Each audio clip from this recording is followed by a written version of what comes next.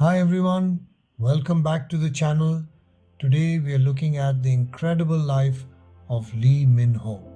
If you love this kind of content, please subscribe to join our community and like this video to support the channel.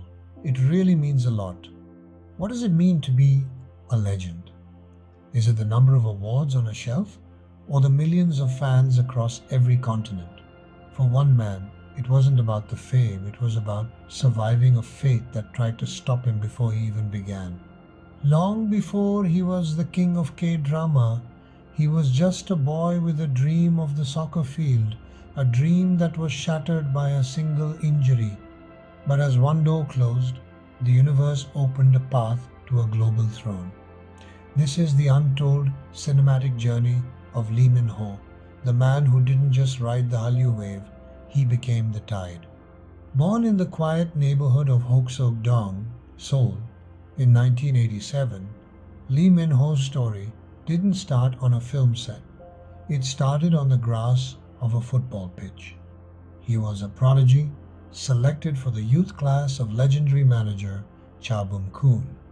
But in the 5th grade, a devastating injury ended his athletic aspirations forever. It was his first encounter with the fragility of dreams. In high school, a new spark ignited. Standing tall, with a natural, commanding presence, he turned to acting. But success was far from instant.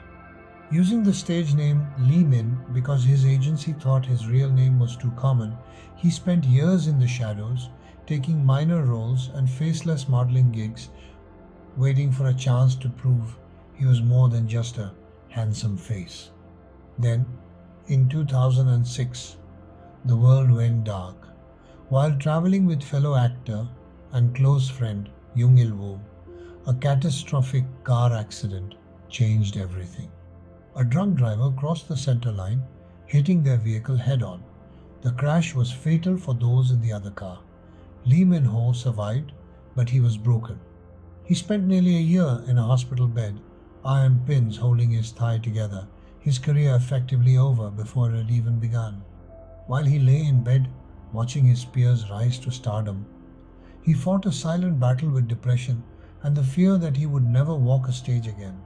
It was this period of stillness, this winter of his life, that forged the emotional depth we see in his eyes today. The comeback was nothing short of a miracle. In 2009, a casting call went out for a remake of a popular Japanese manga, Boys Over Flowers. Lee Min-ho auditioned for the role of the arrogant, curly-haired heir, Gu Junpyo. He didn't just get the part, he became a cultural phenomenon overnight. The Min-ho syndrome swept through Asia and then the world. Suddenly, he wasn't just an actor, he was the face of a generation. But with great fame came the pressure to prove he wasn't a one-hit wonder. He took that pressure and turned it into a masterpiece of a career. From the gritty, vengeful action of City Hunter to the heart-wrenching romance of The Heirs, Lee Min-ho redefined the leading man. He became a master of the gaze, the ability to tell 1,000 stories without saying a single word. As the years passed, Lee Min-ho's influence transcended television.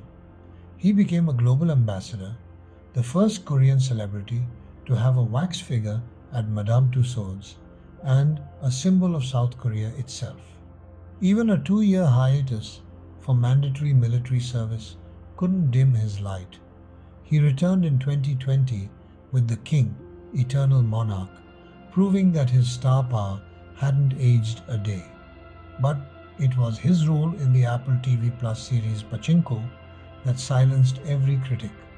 Playing the complex, morally grey Kohansu, he shed his flower boy image and stepped into the realm of international prestige. He wasn't just a Hallyu star anymore. He was a global actor, commanding screens from Hollywood to Seoul. Today, as we look back at 2 decades of his journey, we see more than just a celebrity. We see a man who was bedridden and told he might never work again, now standing at the very top of the world. He has been voted the most loved Korean actor globally for over a decade straight, not because of his luck, but because of his resilience. Lee Min-ho taught us that even when your first dream is taken away, and even when life tries to break you, you can still build an empire from the fragments. The crown may be heavy, but for Lee Min-ho, it fits perfectly. After all, a king isn't born, he is forged in the fire. If you loved this video, make sure to smash that like button and subscribe to Asia Star Spotlight for more. Turn on the bell so you're the first to know when a new story drops. Who should we cover next? Let me know in the comments down below. Thanks for being part of the community. I'm Asia Star Spotlight, and I'll see you next time.